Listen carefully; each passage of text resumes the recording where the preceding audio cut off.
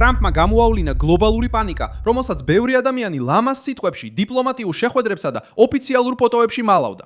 ეხლა 2026 წლის 1 ივნისს გაგრძელება დაუმალავად ჩანს. კანადა ჩქარობს, რომ ჩინეთთან გზა გაიხსნას.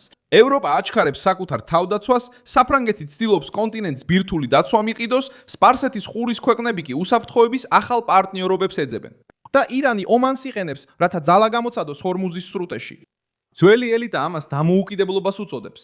მაგრამ რაც გამოჩნდა იყო დამოკიდებულება, შიში და სასოწარკვეთა მას შემდეგ, რაც დონალდ ტრამპმა დაიწყო მოკავშირეებისგან, მეტოქეებისგან და ოპორტუნისტებისგან იმ რეალური ფასის მოთხოვნა, რასაც შეერთებული შტატები 10 წლეულების განმავლობაში იხდიდა მათი დაცვისთვის.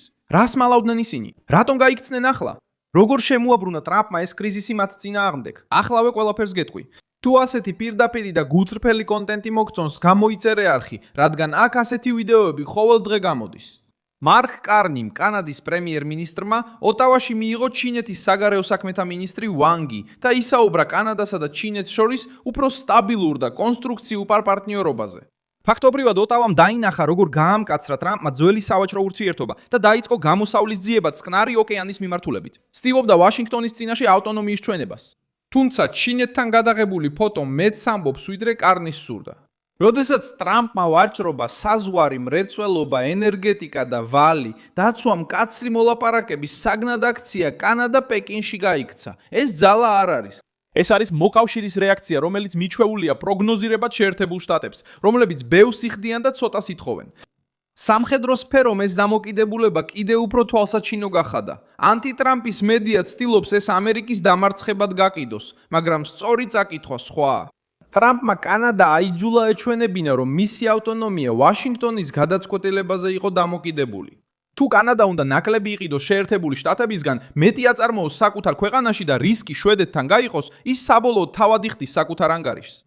ეს დამოუკიდებლობის რიტორიკა მხოლოდ მას შემდეგ გახდა გადაუდებელი, რაც ტრამპმა აჩვენა, რომ თეთრი სახლი აღარ იქნებოდა მარადიული კონტრაქტების და მოკავშირეების მძევალი, რომლებიც ამერიკულ ქოლგაზე არიან დამოკიდებული და ამავდროულად ჩივიან.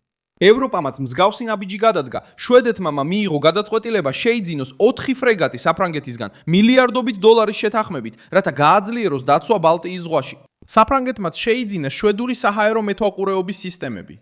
ეს გაცვლა აჩვენებს, რომ პარიზი და სტოკჰოლმი ცდილობენ შექმნას საკუთარი სამხედრო ქსელი ამერიკული ინდუსტრიისგან ნაკლები დამოკიდებულებით. ვინც ყურადღებით დააკვირდება, დაინახავს, რომ ეს ტრამპის ზეწოლის შედეგია. მდიდარი ევროპელები საბოლოოდ აღიარებენ, რომ რეალურ თავდაცვაში უნდა დააბანდონ. საფრანგეთმა ამ მომენტით ისარგებლა, რათა გააფართოოს თავისი ბირთვული ამბიცია. ნორვეგიამ დაიწყო მოლაპარაკებები, რათა შეუერთდეს საფრანგეთის შეკავების ინიციატივას სხვა ევროპულ ქვეყნებთან ერთად, რომლებიც პარიზთან კონსულტაციებს, წვრთნებსა და დაგეგმვას ითხოვენ. ემანუელ მაკრონი ცდილობს საფრანგეთი კონტინენტის დაცვის ცენტრად წარმოაჩინოს. ევროპამ წლები გაატარა მცირე ხარჯებით, უსაფრთხოება ვაშინგტონისთვის გადააბარა და ამერიკულ ნაციონალიზმს აკრიტიკებდა, მაშინ როცა სერიოზული საფრთხის დროს ამერიკის სამხედრო დალაზე იყო დამოკიდებული. აქ დონალდ ტრამპი ამხელს ამ სპექტაკლს. მან არ შექმნა ევროპული სისუსტე, მან უბრალოდ გაანათა იგი. წლების განმავლობაში ევროპული მთავრობები საუბრობდნენ სუვერენიტეტზე, მულტილატერალიზმსა და საერთაშორისო წესრიგზე, მაგრამ მძიმე თავდაცვა ამერიკის შეერთებული შტატების მხრებზე დატოვეს. ეხლა ისინი ჩქარობენ საკუთარი ქოლგის შექმნას, საკუთარი გემების შეძენას და ფრანგულ ბირთვულ დაცვაზე მოლაპარაკებას. პანიკა გამოწვეულია იმით, რომ დონალდ ტრამპმა შეწყვიტა თავის მოჩვენება, თითქოს ეს ხარჯი შეიძლებოდა დამალულიყო. იგივე ტენდენცია ჩანს აზიაშიც. სამხრეთ კორეამ გამოაცხადა გეგმა, რომ 2020-იანი წლების შუა პერიოდში გაუშვებს ბირთვული ენერგიით მომუშავე წყალქვეშა ნავს, ამერიკის შეერთებულ შტატებთან პარტნიორობით და საკუთარი ინდუსტრიული შესაძლებლობების გამოყენებით. აქაც ჩანს დონალდ ტრამპის ეპოქის ლოგიკა. მოკავშირეებმა საკუთარი სტრუქტურა უნდა გააძლიერონ და არ უნდა ელოდონ, რომ ვაშინგტონი ყველაფერს მარტო მოაგვარებს. ახლო აღმოსავლეთში სიტუაცია კიდევ უფრო მგრძნობიარე გახდა. ირანმა შეაჩერა არაპირდაპირი მიმოწერა შეერთებულ შტატებთან და კვლავ დაემუქრა ჰორმუზის სრუტეს. ირანის საგარეო საქმეთა მინისტრმა აბას არახჩიმ ასევე ისაუბრა ომანთან საზღვაო გზის მართვის მომავალზე და გამოუცხადა სოლიდარობა მასკატს გარე საფრთხეების წინაშე. მაგრამ ეს მანევრი სხვა რამესაც აჩვენებს. რეჟიმმა იცის, რომ ტრამპი ყველა მხრიდან ზეწოლას ახორციელებს და ცდილობს ნებისმიერი დიპლომატიური სივრცე ვაჭრობის საგნად აქციოს. ომანი ამ კრიზისში იმიტომ ჩაერთო, რომ მას სტრატეგიული მდებარეობა აქვს და ხშირად მოქმედებს როგორც დიალოგის არხი მეტოქეებს შორის.